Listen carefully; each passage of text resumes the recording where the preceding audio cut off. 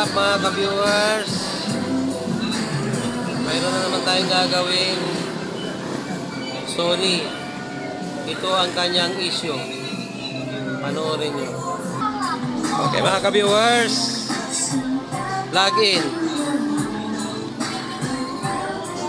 Kung makikita nyo, nag-green yung ilaw. At ang kasunod niyan ay display. Nag-display yung Sony. At kung makikita nyo, ang ilaw ay 1, 2, 3, 4, 5, 6. 1, 2, 3, 4, 5, 6. Okay mga ka-viewers? 6 blinking. Kung makikita nyo, walang display siya. Oh. Okay, bubuksan natin para malaman natin kung ano ang kanyang issue. Yan yung kanyang model mga ka-viewers. Oh. Okay, bubuksan natin.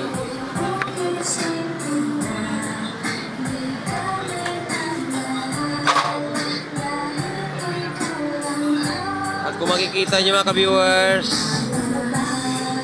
siyang laki ng TV na ito, 40 inches, pero yung kanyang motherboard ay maliit.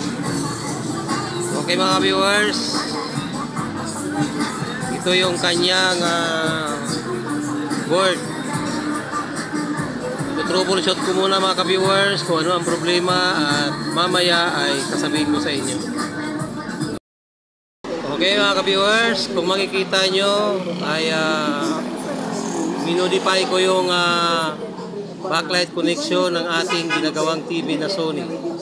Kung makikita nyo ay andi dito yung kanyang backlight IC. At kung makikita nyo ay mayroon tayong pinagsama rito. Ground ng supply ng backlight para mag-stable at hindi napapatay-patay at magbiblink. Okay mga ka-viewers, mga kabuting-ting, plug in na natin at ng ating malaman kung okay na ang TV na ito. Plug in. Power on. Power on. Kung makita nyo, nag-power on na siya, nag-ilaw na siya, oh. At sisilipin natin ang ilalim. Kung makikita nyo ay ayan na mga ka-viewers, lumabas na ang kanyang picture at sandali lang, atin munang i-zoom off kasi masyadong malapad. Ayan na mga ka-viewers, at pati ang ating ilaw ay nadamay. Lumilim ang ating paligid mga ka-viewers. Ayan, lumiwanag din. At iangat natin uli at makita natin na ang TV ay okay na. Okay na mga ka-viewers. Tatakpan natin para sa ating final test. Okay mga ka-viewers, ito na siya. Oh. Log in. At kung makikita nyo, mayroon na siyang ilaw. At ang kasunod ng kanyang ilaw ay yung kanyang logo. At ang kasunod ng kanyang logo ay yun, yung kanyang display. Okay mga ka-viewers, gawa na. Kung makikita nyo, ang Sony na ginawa natin ay lumabas na ang picture na 6 ang kanyang blink red. Makikita nyo kanina ay lumalabas yung kanyang display na Sony at biglang nagbi-blink red ng 6. Ang issue niya ay may problema sa kanyang backlight connection. Minodify natin ang kanyang backlight connection upang magiging normal ang supply ng backlight at magiging okay na siya. Okay na mga ka-viewers, gawa na. Viewers, inaabot na tayo ng gabi. Maganda nga, mayroon tayong tanggap ngayon. Ang totoo, 4 na TV ang tanggap ko ngayong araw na ito eh. 3 lang nagawa ko. Yung una, ito. Ito, kung makikita nyo to, kung nakatayo na to. Yan. Ay 48 inches yan. Okay mga ka-viewers. At yung isa, yung 43 na ginawa ko na pangalawa ay kinuha na ng may-ari. Dahil super excited na ang may-ari na manood ng palabas. Miss na nilang manood ng palabas mga ka-viewers. At kung makikita nyo ay gabi na. Gabi na mga ka-viewers, oh. Okay? Masarap nang gumawa, hindi na mainit. Di gaya kanina, ang init. Pero at least, kahit pa paano mainit, nakakagawa tayo. At yung Sony na ginawa natin, yung katatapos lang, ayan siya, oh. Okay? Bukas naman kukuhain ng may-ari yan. Tamang-tama, matitesting muna natin siya. At ang issue niyan ay backlight protect. At may ginawa tayo sa kanyang backlight protect at minodify natin at yun. Nung namodify na natin ang kanyang black backlight protect ay nagiging okay na siya. Okay mga ka-viewers?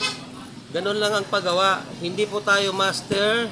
Tayo po ay marunong lang gumawa ng TV. Dahil ang master ay mahaba ang buhok, mahaba ang balbas at magaling sa karate. Pero pinakadabis pa rin sa lahat, ang pinakamaster sa lahat ay yung nasa itaas na dakilang lumalang ng bawat isa sa atin.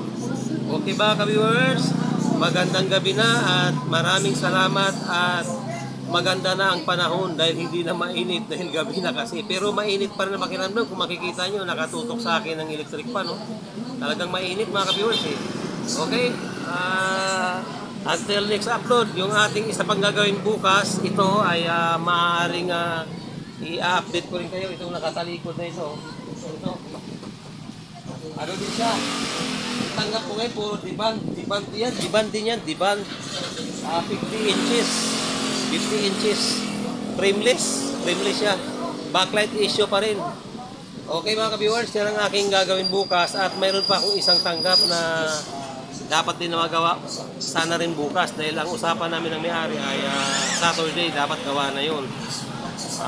Backlight, ang sira naman ng isa na Sony ay panel. Ang TV na yun, kung maalala nyo, ginawa ko yun sa live at ang sabi ko sa inyo noon kung napanood nyo yung live ko na talagang hindi naman nagtatagal ang TV pagka na-repair yung panel. Yung cutting, nakiusap yung may-ari sa akin noon na gawa ng paraan kahit mga 1 linggo, 2 linggo. Ang galing ng may-ari, umabot ang 3 linggo. Ayun, bumigay. Ngayon, ang ginawa ko, mayroon pa isang option na pwede pa siyang magagawa. Ay kinating ko uli at nagiging okay ulit ang picture niya. Ngunit ang sabi ng may-ari, gusto niya palitan na lang ng LCD kasi ayaw na niya uling bumalik. Dahil nakakapagod daw magsabit ng TV niya doon sa kanilang pader pag nagloko na naman. Kasi ang sabi ko, hindi naman talaga din nagtatagal yan. Maaaring babalik uli ang sira dahil re-repair natin uli. Pero kung gusto nyo, palit LCD na para mahaba na ang buhay niya. Okay, pumayag siya at sabi niya mayroon na siyang pampagawa dahil nakaipon na siya. Okay mga ka-viewers, yan ang ating gagawin bukas.